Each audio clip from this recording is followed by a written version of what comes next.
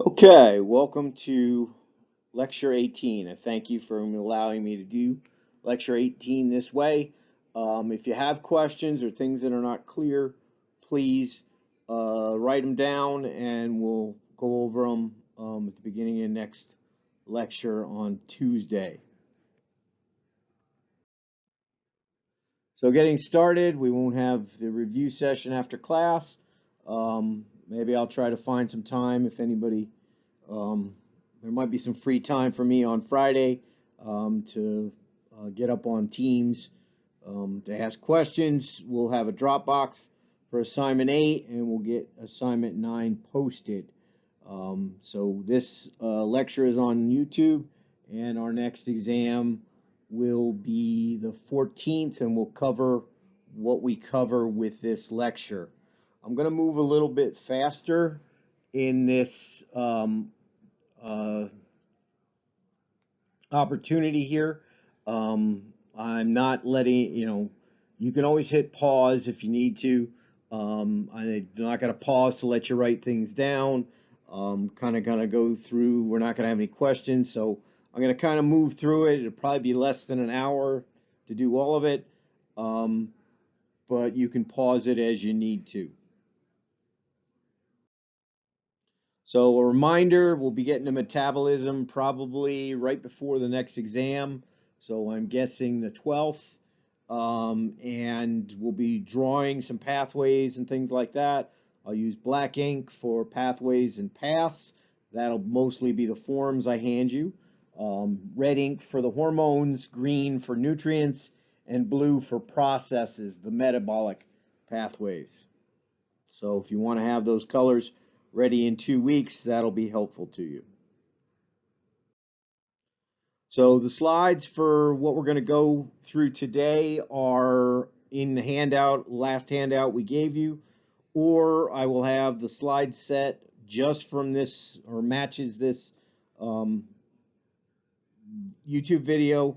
I'll have those up on Blackboard as well if you want to print them out in advance. So you can pause here if you want to print those out and use them. So last time we talked about the different body pools, where things are, what proportions, what is where. Same with the pre-weaned calf. We've got the gastrointestinal, plasma, extracellular, and then the trans or intracellular fluid making up the majority of the water in the body. So if you're looking at a cow here, 45 pounds of a 50 or 100-pound calf are inside, is water inside the cells. So when we're thinking about body water, we need to also think about body electrolytes. So in order for everything to be osmotic, isoosmotic in particular, we need to have those electrolytes present. So the electrolytes are helping us balance the charges. The positive charges have to equal the negative charges, and we've got to make sure everything through most of the body is isotonic or isoosmotic. We're trying to get that 300 milliosmoles in that neighborhood through that. So where do we get the electrolytes? Where are they found? Here's a good summary of where the electrolytes are found. So we got this from the Structure and Function of Domestic Animals by Curry. So we have our positive charges. They are going to equal our negative charges. So inside the cell, we have potassium. We've alluded to it. It's the primary intracellular cation. We also have some sodium there, and those two add up to 162. We've got negative charges that are going to balance that out. So we have an electrically neutral for most of the time. There are certain cases in a nerve cell where these equalities are messed up to generate a charge. Outside the cell, things tend to flip around. We've got potassium way low, and then sodium becomes our primary extracellular cation with a positive charge. That is mostly balanced, but not completely balanced, with chloride. We're also going to have more bicarb here, bicarb outside the cell, and we're not going to have quite as much protein charges outside the cell as we would inside the cell. There's a whole lot of protein inside the cell, and there are negative charges associated with different amino acids. Here's a graphic way of looking at the same thing. You're looking at somewhere close to 150, 160. If you add though 150 and 150 together, 160, 160 together, you get isoosmotic. So we're adding up all of the positive and negative charges. Here we've got about 300 dominated on the inside of the cell by potassium and protein, the positive and then the negative. And then outside of the cell, it's dominated by salt, sodium and chloride, sodium being the positive, chloride being the negative. So that's a graphic representation of most of what we saw in the previous slide. So if we're looking at the electrolytes in the body, we're going to focus on the three we have here: sodium, potassium, and chloride. We already mentioned what they are in the intracellular space. Potassium dominates. Plasma, we have sodium and chloride dominating. So this is our extracellular space. We add protein in here, we add that up, we get isoosmotic. What we have as an outlier here is rumen fluid. Rumen fluid has a lot of sodium under normal circumstances, some potassium, and a little bit of chloride. The negative charges in the rumen fluid are going to be balanced by the VFAs. So for positive charges, you're going to have mostly sodium, potassium, you'll have some ammonia, a couple other things that are positive charges, and then chloride and VFA are going to be your negative charges in the rumen fluid. These are very tightly regulated, very tightly defended. This is a lot looser in the rumen fluid than the other two spaces. But again, you're getting something that might approach osmotic, something over 200 certainly, but it's not regulated nearly as tightly as the other two. So if we're thinking about the total osmolality, as we'd expect, plasma and intracellular, we have something close to isoosmotic or isotonic. So you got probably the lack of bicarb here moving through. That'll add 10 or 20 to this number. You're looking at plasma, you're dealing with the osmotic pressure, the solutes dissolved are electrolytes and protein. The same with the intercellular space, electrolytes and protein. With the rumen fluid, we're going to have a wider range. This is pretty tight. This is going to be a wide range depending on where we are in the fermentation. The more active, the more explosive the fermentation, the higher the osmolality goes.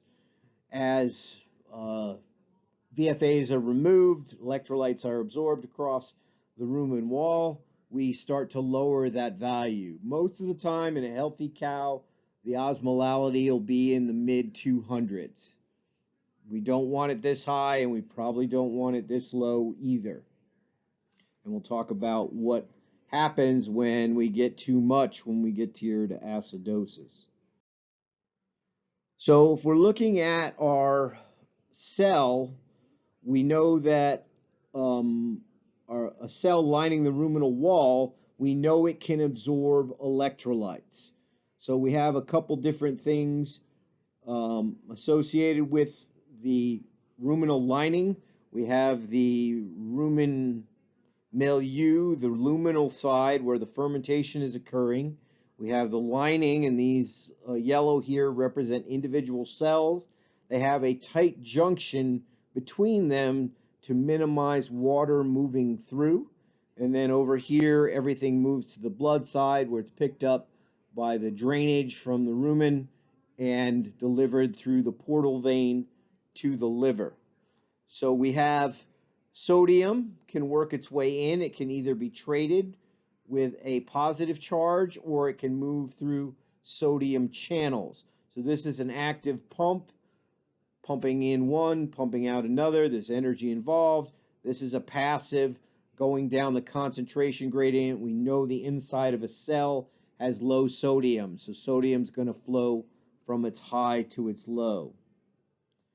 Once we get in the cell, those sodiums are pumped out by the sodium-potassium ATPase pump into the blood. Potassium is going to be brought in to the cell. There's going to be a high concentration. It's going to go down its concentration, escaping through channels. Sodium can also pass in between the cells of the ruminal epithelium, the ruminal lining. Chloride will enter the same way. You've got chloride going in for the negative charged bicarbonate. Again, an active process, a pump that requires energy. If you notice here, this is hydrochloric acid, or not hydrochloric, carbonic acid that breaks apart, and we'll talk more about that when we get to the Henderson-Hasselbalch equation when we talk about kidneys next week. Once inside the cell, chloride will fall down its concentration gradient and move down to the blood side. That assumes that it's really high in here and it's pumped out there. We know with our rumen reticulum, the forestomach has a huge blood supply to absorb all the VFAs, to absorb all the electrolytes that get absorbed across the rumen wall. We also know that parallel to these blood systems, we also have a huge nerve network that's going to control all the different contractions that happen in the rumen. Anybody who took nutrition last fall got to feel those contractions in the rumen, how each of those sacs moves and jostles around. When we're looking at the rumen and rumen function in a cow or any ruminant that, for that matter, we need to have a lot of different processes happen. So you have all the things that are happening in the muscle, the nerves, the blood supply of the rumen, but we need the rumen to be oriented a certain way relative to gravity. This is why most ruminants never spend a lot of time over on their side. This here is eructation. Eructation is how the gases produced by fermentation are removed from the cow. Now, in order for this process to work, the bubbles have to get to the top of the rumen. So we've got the gas pocket up here that's pushed up.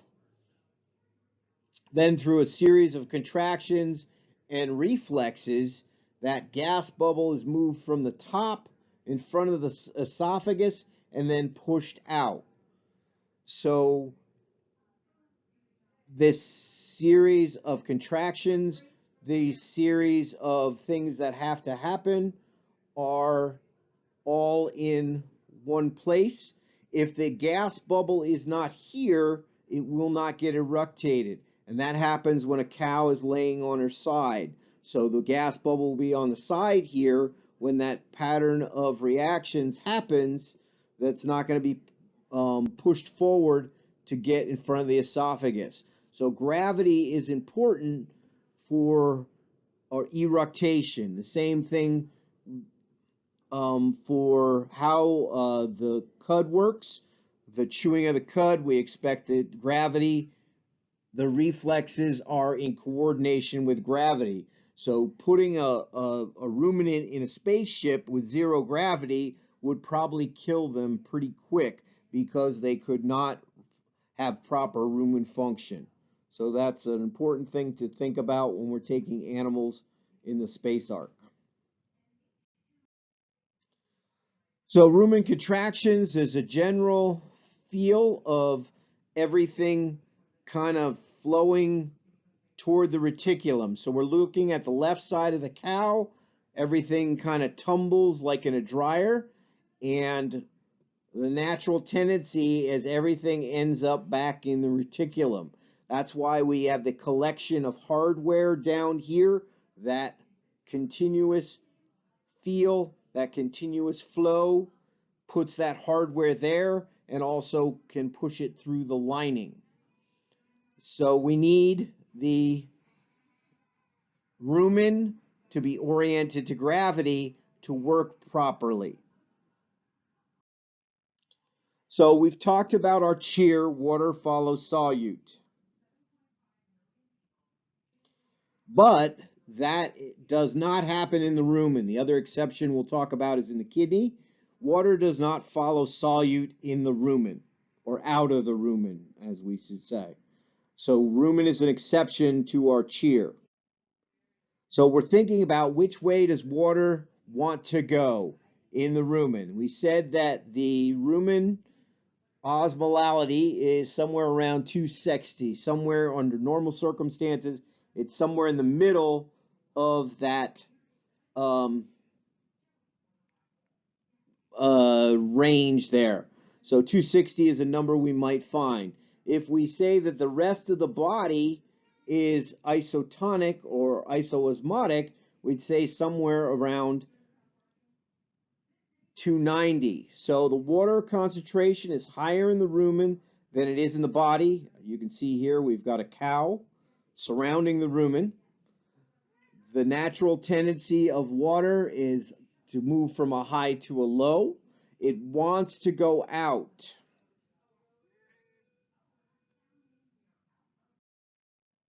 So we're dealing with, relatively speaking, a hypotonic rumen versus an isotonic body, and the water wants to go toward the body. But we can't allow that to happen.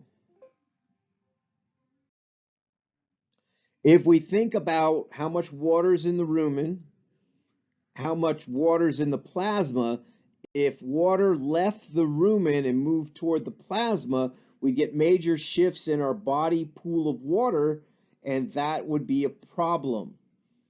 So we'd lose all the water in the rumen, and the rumen function would cease to work properly. So we need to have some sort of restriction of water movement out of the rumen. So looking at those two pools, they're fairly large and almost nearly, they're starting to approach the same order of magnitude. So if we're looking at a 1,000-pound Jersey, that's going to be 130% of 1,000-pound Jersey. We're looking at 90 pounds of water in the rumen and 60 pounds of water in the plasma. We don't want those shifting back and forth. If water were to allowed to move, it would move out of the rumen, dehydrating the rumen, and rumen function would be compromised. And that could be a problem. So there's a barrier along the line here that's going to stop water from moving. You've got to have a constant pressure on the wall that the rumen lining can resist, and the rumen is will take the solutes out of the rumen solution. They'll take the VFAs out, they'll be absorbed. To take the electrolytes out, they'll be absorbed. So the solutes are moved, but water does not follow. So this is from Engelhardt, 1970, studying sheep. The rumen appears to have an appreciable barrier to the net flux of water due to osmotic gradients normally present between the contents and the blood, but we don't see that water moving. So the net movement certainly will, if there's leaks If there's pressure, you're going to have some. The water wants to go from the rumen to the blood, but it's not a lot.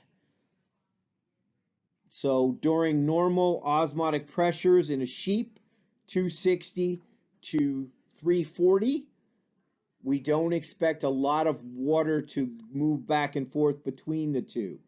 So that restriction of water movement is an exception in the body and very much an exception in the GI tract. One of the people on my PhD committee goes, wow, that's really important, and it is. Let's talk about sick cows for a minute and their water spaces and what we need to remember when we're treating those animals. So first thing we'll talk about down cows. Down cows have a tendency to go down and over. They start to lay on their side because they can't support themselves anymore. They stop eating, drinking, therefore they get dehydrated, therefore rumen function is compromised, and you're going to predispose that animal toward bloat. What we need to do is get that animal propped up again. So usually some sort of bale, a heavier bale, even the heavy bales some cows can move. It's nice if you can like push a skid steer bucket up to the cow with a bale as padding. We got to get that rumen upright again. So the contractions, the reflexes are all working properly. We'll get the bloat out of the cow, get the gas out of the cow. We'll get the rumination going again. We'll get the fermentation mixing the way it's supposed to. We need to get that animal food. We need to see if we can switch legs, sides from time to time, or get that animal standing with a lift of some sort. We need to get the animal eating and drinking to get that rumen function going again. She needs the VFAs for energy. She needs the microbes for protein, the microbes for B vitamins, and we need to stop the dehydration, stop the malnutrition. So if you want that animal to live, one of the first things we need to do is get that animal up, get the rumen functioning again, and part of it getting functioned again is getting that 130 pounds of, or 90 pounds of fluid in there so things can work properly. Acidosis. Acidosis is when the rumen osmolality is messed up. So we go back to our typical cow, the desire for water to leave the rumen, as we've established a barrier there that's meant to push back the water, keep it in the rumen. So we've got that hypotonic versus isotonic.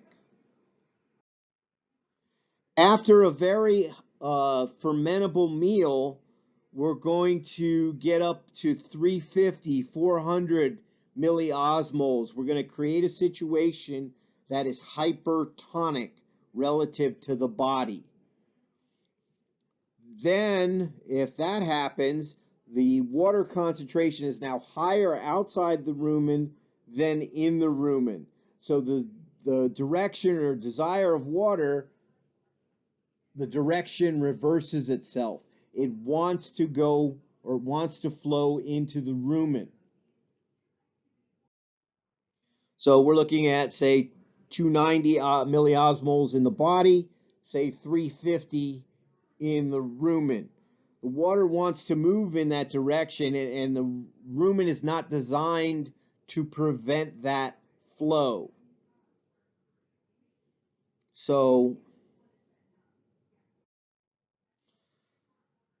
we've got plasma needs or wants to now move to the rumen. So we're going to start to dehydrate the animal. We're going to start to pull water out of her bloodstream and put it in the rumen in an attempt to compensate. So if water were allowed to move freely, back and forth, and in severe acidosis, this is what actually happens. The rumen gets ripped apart, and we'll talk about that in a little bit. If water were allowed to move freely back and forth in a 1,300-pound cow, you got 106 pounds of rumen water, 68 pounds of water in the plasma. In order to bring the rumen back to isotonic, to bring it back to 300, we'd have to move 24 pounds of water. So we'd subtract 24 from the 68.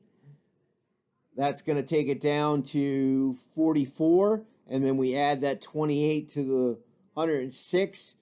That's, what do we got there? 24. So 130 pounds. So that would be wild swings in the rumen or water pools in the body, and that's not a good thing. There are other things that happen with rumen balance or acidosis. We need to make sure that doesn't happen. So we need to feed our cows the right amount of fiber. We don't want to overdo the grain. We want to make sure they don't slug feed, all the things that are going to lead toward acidosis. So acidosis, what exactly happens? We've got increased VFA in the rumen. That's going to increase the osmolality, increase solute in the rumen. The water is going to start to push into the rumen. It's not, the rumen lining is not designed to stop the direction, the flow in this direction. So it starts to rip apart the lining. First, we have blisters forming in the ruminal lining. Then we have those blisters burst and the lining starts to peel. Once we've damaged the integrity of the ruminal lining, water can flow freely. So damaged lining, we've got holes that are going to allow water and the contents to leave the rumen. Where are they going to go? They're going to go to the bloodstream. So we've got water, we've got feed particles, and we've got microbes entering the bloodstream. As we talked about with blood, the capillary beds around the rumen are going to drain to the portal vein. The portal vein then leads to a capillary system in the liver. That capillary system gets clogged with all of the feed particles, which leads to liver abscesses. There are microbes in the liver that lead to liver abscesses. The liver starts to respond. There's an inflammatory response with the whole body, which will lead to laminitis. But those holes in the rumen become scars. And there have been studies in Canada, Dr. Karen Boschman, who have induced acidosis in cows by feeding them a high concentrate diet with wheat. They put those scars in the rumen where we get the blisters and the tears. We know that during the lactation, those blisters and scars will not absorb again.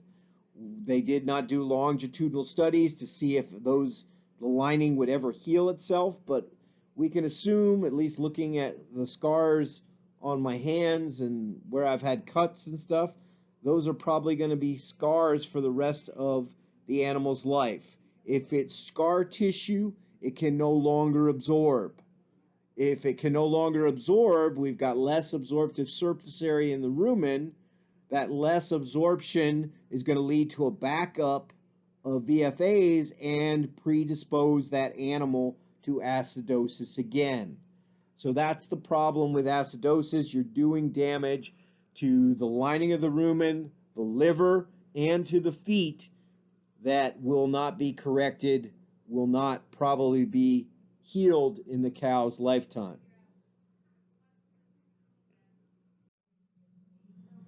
So acidosis, there are a couple different types. The most damaging one is the acute one. A cow gets loose on an empty rumen in a grain bin and eats all of the grain.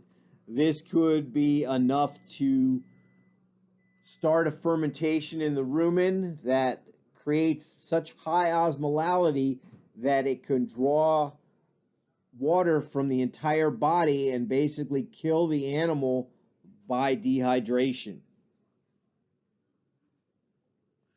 Well, in feedlot, we're dealing with chronic borderline acidosis, trying to get the best growth of those animals.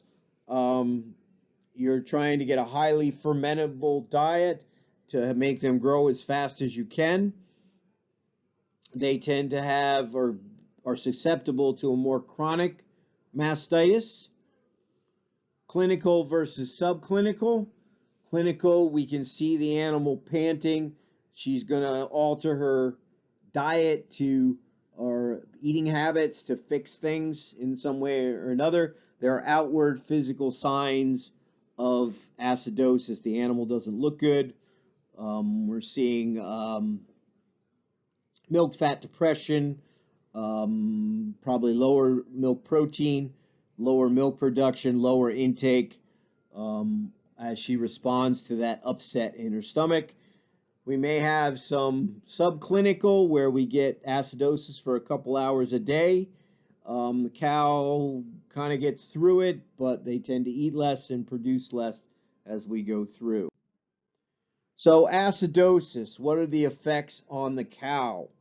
So acidosis leads to increased VFA, volatile fatty acids in the rumen, increased osmolality. The rumen solution becomes hypertonic and water wants to grow the wrong way. So that lining is meant to hold water in the rumen, not to prevent it from going out. So we might think of the redneck hot tub where we've got a plastic lining a truck bed. That plastic is going to do a real good job up against that steel truck bed for if we push on it, we're not going to put holes in it because you have that reinforcement with the bed. If we get behind that plastic and push toward the center of the redneck hot tub, it's very easy to break that lining and therefore cause holes just like we're talking there. So the water starts to move. First there's blisters. Those blisters pop. There's tears. In acute cases, they say the lining just peels off as that water rushes in and dehydrates the cow. And you're also, with that lining breached, you're going to have holes. Water starts to move both ways along with the contents. You have feed particles leaving. You've got bacteria leaving. You've got protozoa. Anything in the rumen is now going to move into the capillary bed blood system of the rumen. The contents collect in the gastrointestinal capillaries. The veins, capillary venules, veins all get bigger, so things can flow out of the rumen collection. They flow into the liver and they go into the capillary bed where they tend to get stuck. Once they get stuck, they tend to be infected, so we get liver abscesses. We get an inflammatory response as the liver tries to filter and detoxify these contents, the feed, the bacteria, the protozoa. That's going to release histamines that cause swelling. Those histamines go down into the corium, between the hoof and the bone, cause swelling. That swelling is going to restrict blood flow. That restricted blood flow is going to lead to increased infections, decreased blood flow, decreased hoof growth. So we're looking at abscesses and ulcers in our feet. Abscesses from the foreign bodies in the liver. So the foot, we're going to get laminitis and clocks, and we're going to damage that corium, and probably that's going to happen permanently.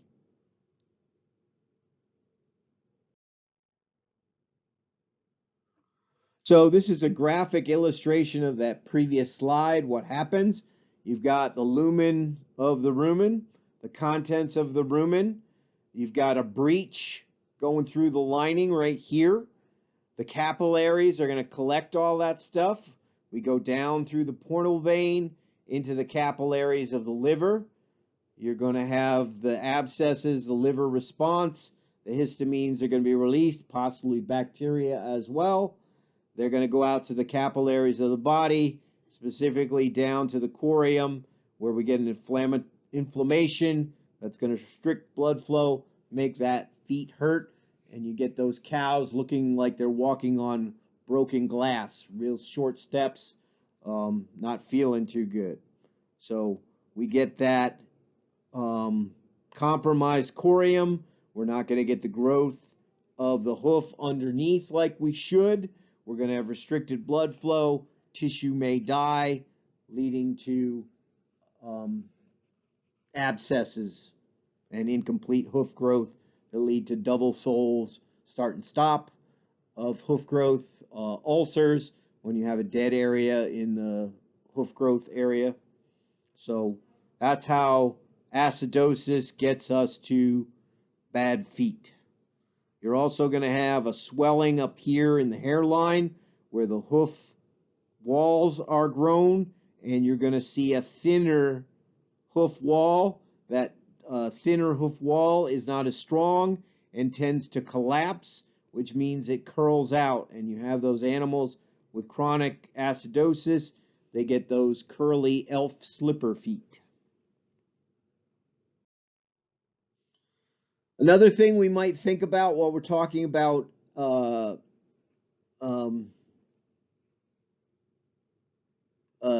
body water and acidosis, we might think about displaced albumasums. Now, there's been some studies trying to figure out how displaced albumasums occur.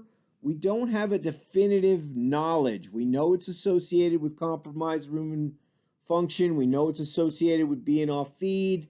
It can happen around calving. Acidosis might be involved. Low fiber might be involved, but they've done all these things to cows to make them have a DA, and they don't. So our understanding is incomplete.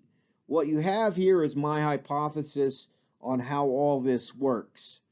So I'm going to suggest that displaced albumasums come from a sequence of events, at least the ones that happen around calving. So first we have hypocalcemia.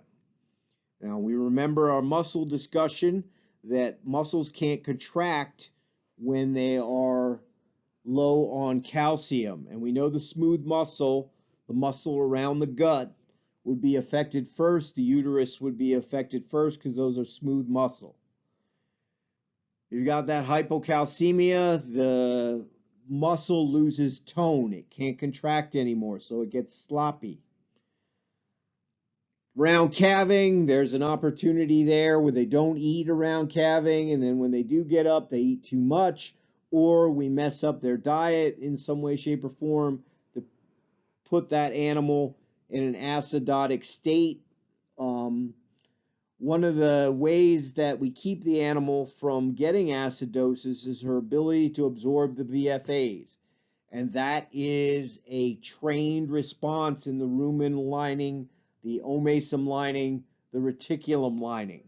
So one of the purposes of a close-up diet is to train that ruminal lining to absorb faster.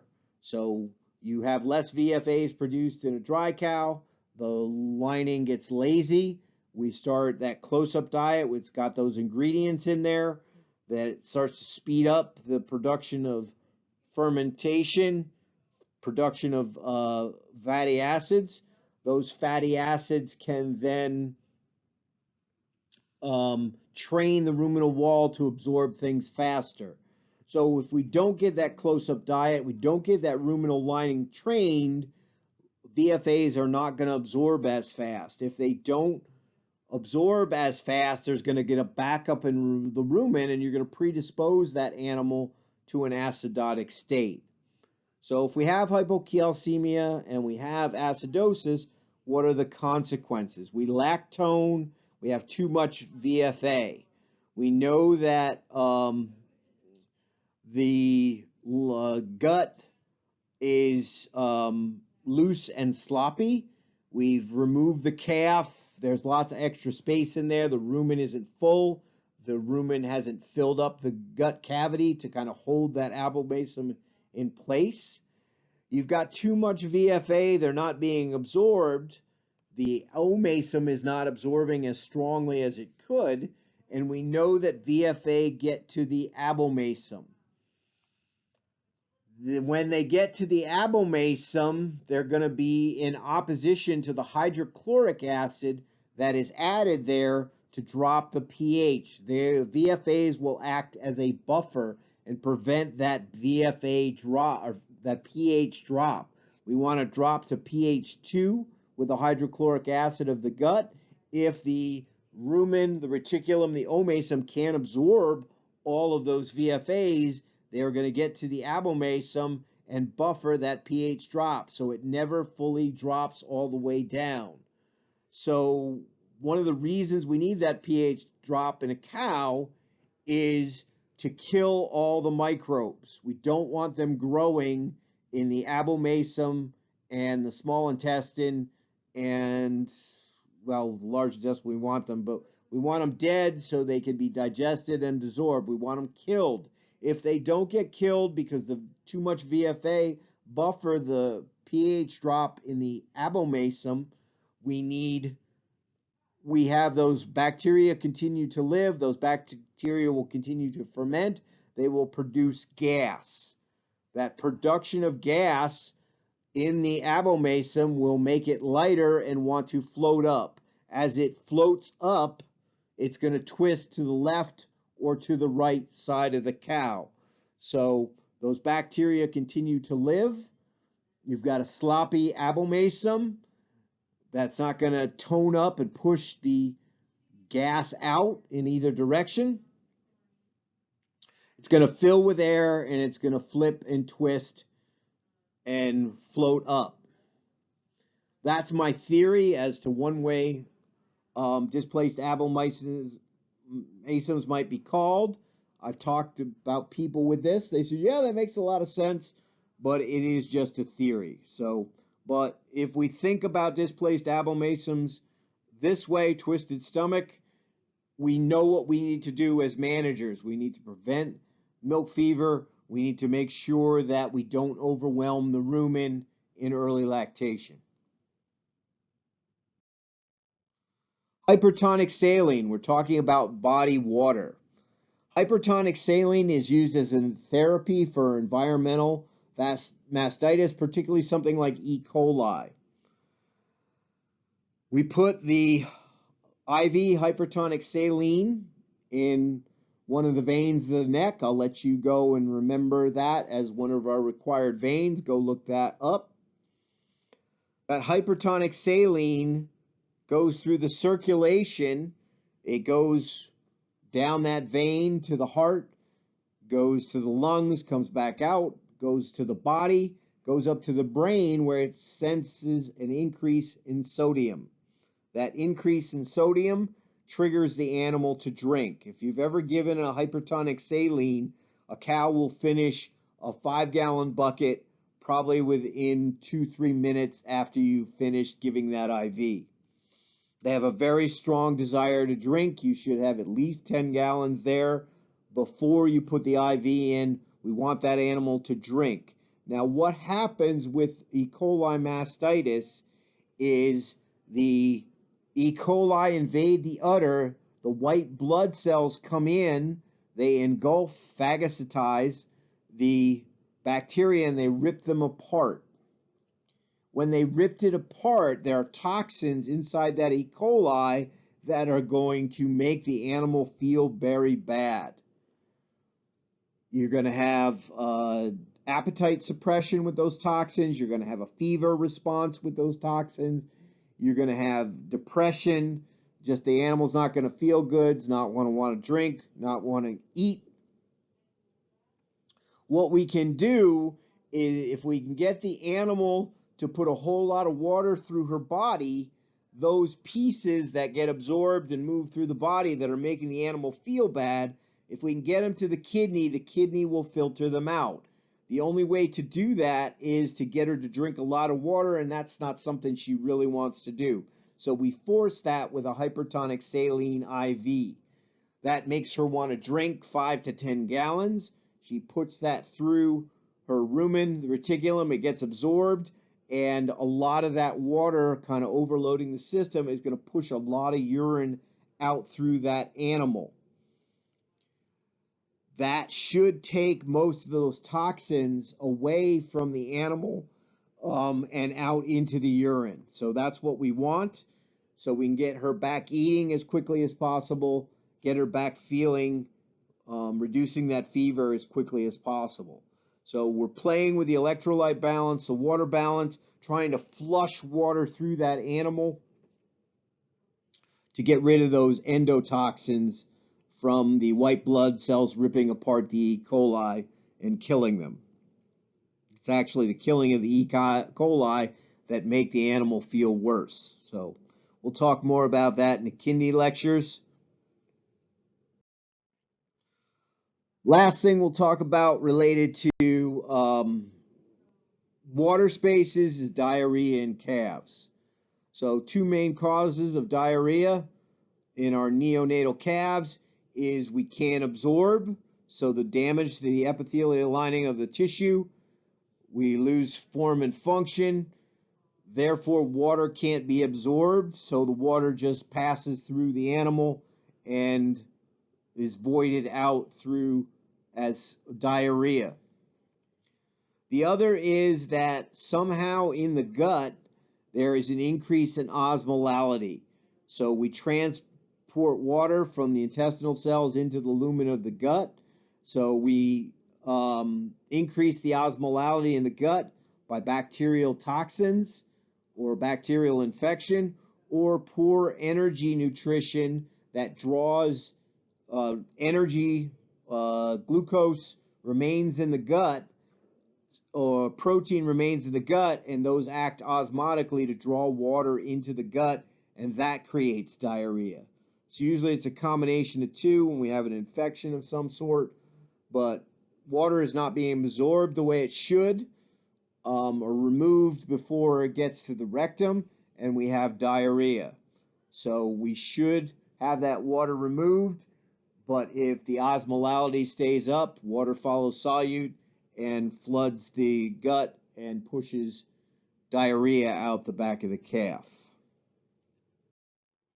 When we're thinking about diarrhea, the concern is dehydration.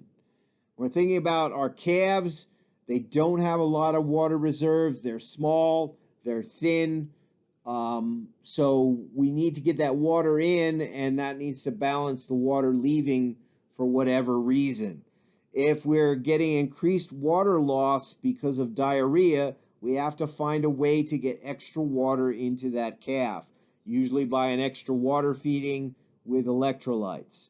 So the pools, the blood is defended at the expense of the others, so you're going to start to lose water in the intracellular space, which really messes up. I messed that up once wrestling.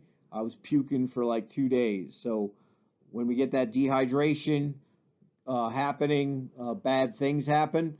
So it's going to pull from the interstitial. It's going to pull from various places.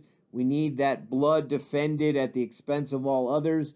That blood is the highway that transports oxygen, moves nutrients around the body. We need that communication. If we lose that, the animal is dead. When the animal is dehydrated, we're losing body fluids, and we have to remember those body fluids are isoosmotic, and we're losing electrolytes and water with it. So one of the things we have to do to fix the dehydration is that we have to give both water and electrolytes to reestablish those pools. If we just give water, we're not going to get the isoosmotic, that 300 milliosmoles that we need to get. We need water and electrolytes to get everything back to normal. So what do we feed to replace the water and electrolytes? We're trying to do this separate from a milk feeding. When we feed that milk, we got the esophageal groove reflex going. We get the clot of milk in the abomasum that moves to the small intestines and slowly is digested by all the small intestine enzymes. We don't want to interfere with that. So we want to either feed the electrolytes shortly before the milk feeding, or give her a couple hours after the milk feeding to give that water and electrolytes so it doesn't mess up the concentrations of renin in the abomasum, so we get a proper clot. We don't want to feed water, electrolytes, and milk at the same time, or we won't get that clot. The animal with diarrhea is also starving, so any nutrition we can give is a good thing. So this is a commercial product. It's not an endorsement, but if we take a close look at the label, you've got sodium and chloride. We know that's important electrolytes in the extracellular fluid, the blood in particular. We got some potassium phosphate in there to help out. We've got some citrate in there, some glycerin that are going to help get energy to that animal as well. So this is mixed up in water. We're providing both water and electrolytes to that animal.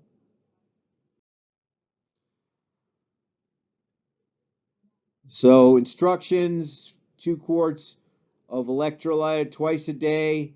There's for 2 days, 4 feedings. No milk or milk replacers should be fed during this period. For the next 4 feedings, day 4, use 1 quart. So getting that through. Here's another product. We zoom in on that. It's got lactose for energy, and then sodium and salt and potassium. We're replacing those electrolytes. You can see down here, we've got salt, sodium bicarb, potassium chloride, all are going to help replace the electrolytes. So you've got electrolytes and lactose, electrolytes to get things isoosmotic again, lactose to help that animal get the energy they need to help deal with the stress that they're running into with this situation. What if you don't have a commercial product? You could consider Gatorade or Powerade or whatever electrolyte drink you have lying around. There are also some homemade recipes. I think I got 1, 2, 3, 4, 5 here. They are also posted on Blackboard. So we're trying to get electrolytes here. We're doing some pectin to hopefully slow some things down. That beef consomme is going to give you some electrolytes, some protein, and some energy for that animal. So electrolytes, baking soda, and salt. That light salt is potassium, baking sodium, sodium bicarb. Light salt is potassium chloride. What's the difference here? We've got baking soda, light salt, beef consomme. I don't know. Okay, so we have different amounts of bicarb electrolytes. So if we're really behind, maybe we need some more bicarb, some more electrolytes. This is a more clinical approach. This is a recipe I found, I think, in the farm show for homemade Gatorade to put things in. So you got to get water, you got to get electrolytes in there in addition to the milk you're trying to feed that animal. And Professor Marshall will talk more about that in her calves and heifer class. So rehydration solutions for scouring calves, that's where some of these recipes came from. One thing we might also consider is the B complex. If the animal is not doing well, if the rumen's not working the way it should, we might mix in some B vitamins to help things along. This is an injectable form, but we can also get oral forms as well. So I have a series of slides here if you want to take a crack at them. We can talk about them on Monday, so I know some of you are watching in groups. Take your time, read through these. You can pause on each of these and decide or argue what the answers should be.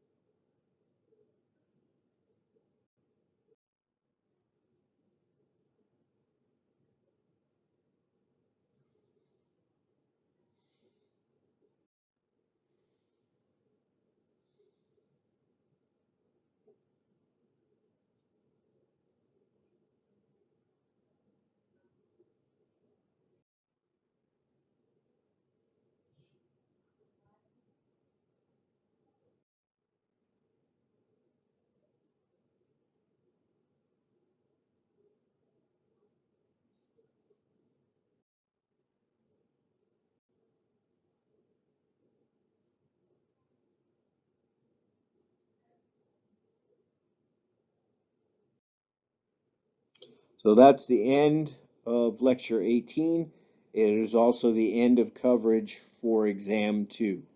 So we'll have that posted up on Blackboard hopefully in the next couple days, so you can begin your study plan and figure out things that need to be done. So I'm coming in a little bit under an hour,